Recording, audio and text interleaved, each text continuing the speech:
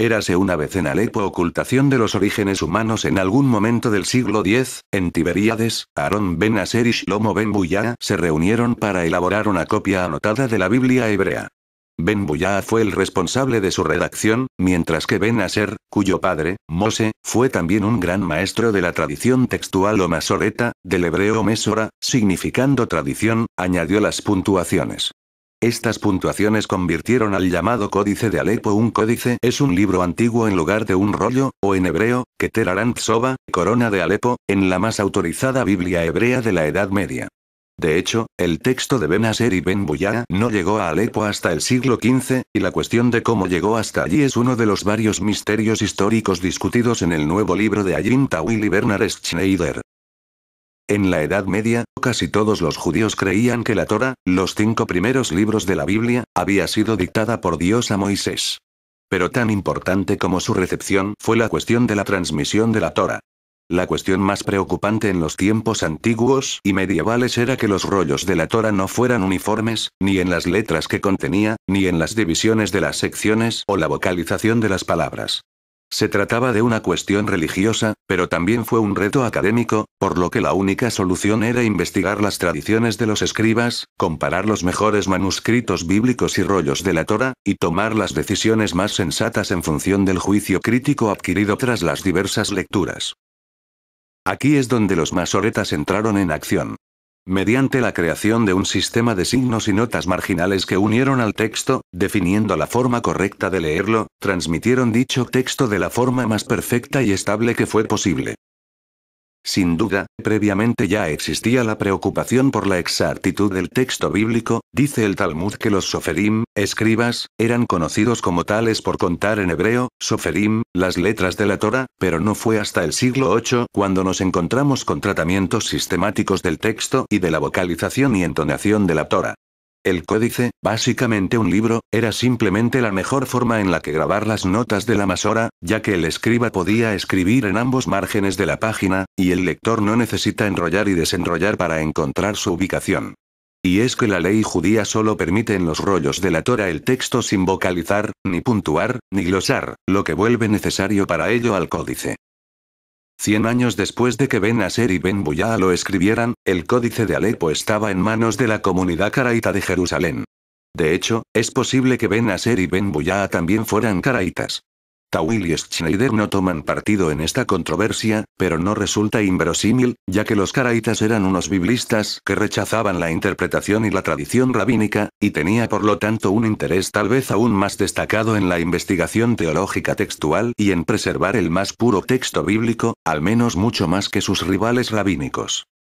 En su Mishneh Torah, el código de la ley judía del siglo XII, Moisés Maimónides comenta que se basó en un códice muy conocido también en Egipto, que contiene los 24 libros de la Biblia, que había estado en Jerusalén bastantes años, y en el que todos se basaban porque fue revisado por Ben Aser.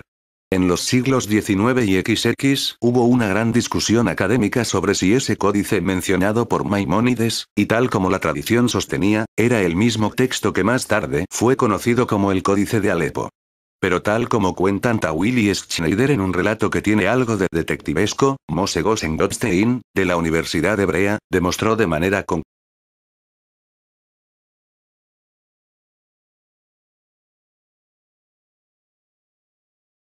En 1935 Yitzhak Ben-Zvi, que más tarde se convertiría en el segundo presidente del Estado de Israel, visitó Alepo para ver el códice, que por aquel entonces estaba rodeado de un halo de folclore y de historia local. Así era descrito ampliamente como obra no de Ben Aser y Ben Buyá, sino del propio Esdras, el escriba bíblico que, por tradición, fue enterrado cerca de allí. El códice estaba guardado en una caja fuerte detrás de una puerta de hierro en el sótano de la gran sinagoga de Alepo, en lo que se llamó la cueva de Elías, y se creía que no solo era santo sino también mágico. Las mujeres embarazadas rezaban cerca de él y se creía que una maldición caería contra cualquiera que lo vendiera. Tanto las medidas de seguridad como la maldición puede haber sido inspirado al colorido falsificador y erudito caraíta del siglo XIX, Abraham Firkovich, en su el intento de adquirir, incluso robar, el códice. En cualquier caso, todo eso no ayudó a Ben Zvi en sus intentos persistentes en los años siguientes para convencer a los más ancianos de los judíos de Siria para que dieran su visto bueno a la transferencia del códice a Jerusalén. Aunque Ben Zvi estaba realmente preocupado por la seguridad y la preservación del códice, el nacionalismo también proporcionó motivos. La comunidad de Alepo había hecho bien su trabajo durante siglos, pero ahora que un hogar judío se había establecido en Palestina, la corona debía regresar a Jerusalén. Huelga decir que los ancianos de Alepo no veían las cosas de esa manera. De hecho, creían que fue precisamente la presencia del códice la que ayudó a proteger a la comunidad. Incluso si podían llegar a admitir que el códice podía correr peligro en Alepo, también estaban aterrorizados con la maldición que se le atribuía. Permitir que saliera de la comunidad, aunque solo fuera para ser fotografiado y regresar posteriormente, era considerado por ellos como algo no muy diferente de su propia venta. Conversaciones intermitentes prosiguieron hasta la década de 1940. En 1947, después de la votación en la ONU que apoyaba la partición de Palestina, un motín antijudío estalló en Alepo. La gran sinagoga, que se remontaba a los siglos V y VI, fue saqueada y quemada. Exactamente lo que sucedió con el códice de Alepo ese día, y cómo parte de él se salvó, todavía no está nada claro. Los autores del libro nos informan de hasta 7 relatos sobre cómo se salvó la corona. Este es el relato de Moshe Tawil, el rabino en jefe de Alepo en aquel momento, y sin relación alguna con el autor del libro. La corona se salvó por casualidad 4 días después del pogrom, entramos en la gran sinagoga y vimos las cenizas de todos los libros sagrados. El sacristán Aser Baghdadi entró y le dijo a Rabbi Yitzhak Shebar que 6 libros habían sido quemados y todo el mundo se dirigió hacia la corona que estaba sucia y revuelta entre las cenizas. Inmediatamente, se llevaron la corona y se la dieron a un comerciante cristiano para su custodia. Después de 4 o 5 meses se entregó el códice a un judío. En 1957 lo que quedaba del códice fue sacado de contrabando de Siria por un hombre llamado Murat Faham.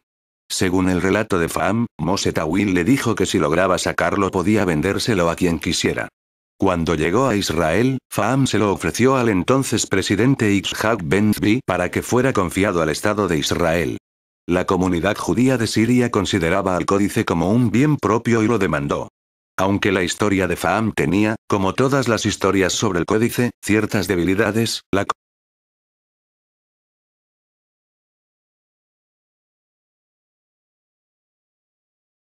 Durante mucho tiempo se pensó que las partes ausentes del códice de Alepo habían sido destruidas, pero Tawil y Schneider no están convencidos de ello.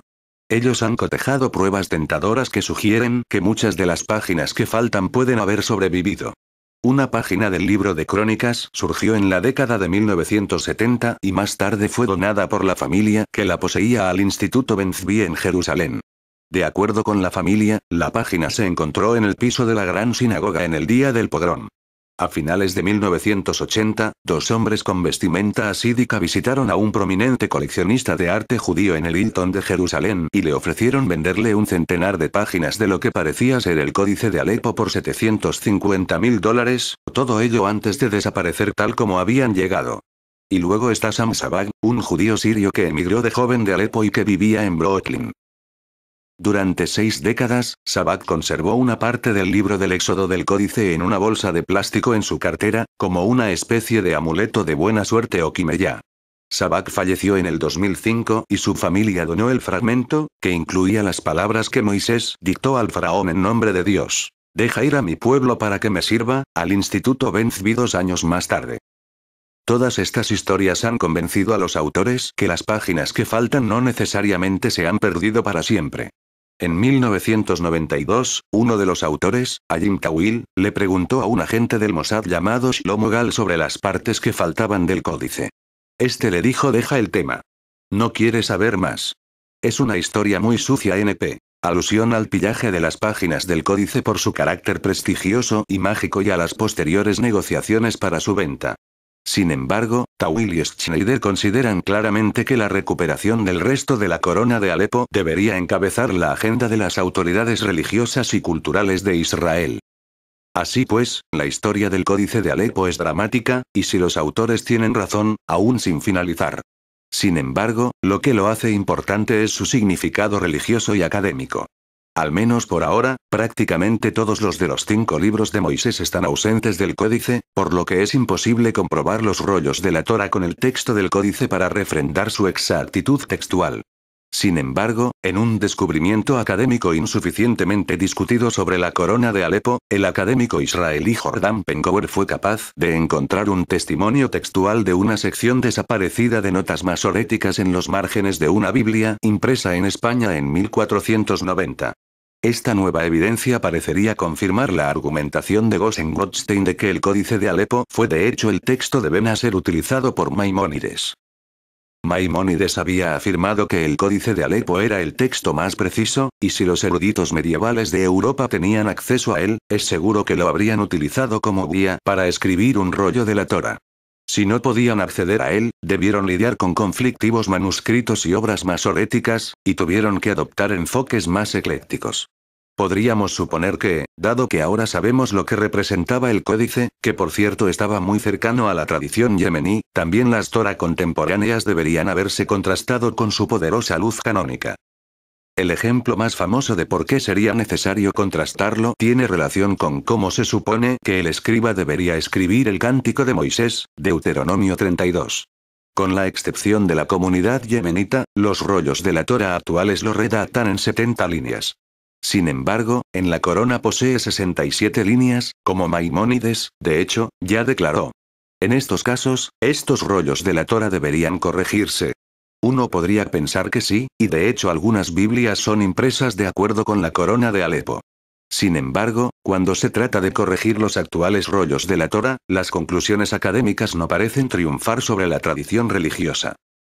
La comunidad religiosa, la que aprecia la Torá, la estudia de manera cotidiana y la lee en público varias veces a la semana, se identifica con el texto bíblico más perfecto que ha existido, el texto del cual dependía Maimónides y con el que los estudiosos de la religión a lo largo de la historia habría dado cualquier cosa por revisar durante unas pocas horas. Sin embargo, hoy en día, y con pocas excepciones, el interés por la corona es meramente histórico y no tiene un carácter religioso. Nuestro texto bíblico, con errores y todo, continúa siendo utilizado sin correcciones. Hace muchos años, cuando expresé mi molestia por esto, me dijo a mí mismo, es cierto que los rollos de la Torá que leemos actualmente es probable que contengan errores, pero son nuestros errores. Esto aún me parece cierto. Es verdad que el texto de la Torá de mi sinagoga no es tan perfecto como el del Códice de Alepo. Cuando sus letras, saltos de línea y espacios difieran con el texto de la corona de Alepo, es casi seguro que el Códice de Alepo tendrá la razón. Si estuviera vivo hoy en día, Maimónides posiblemente descalificaría todos los rollos de la Torá no yeménitas.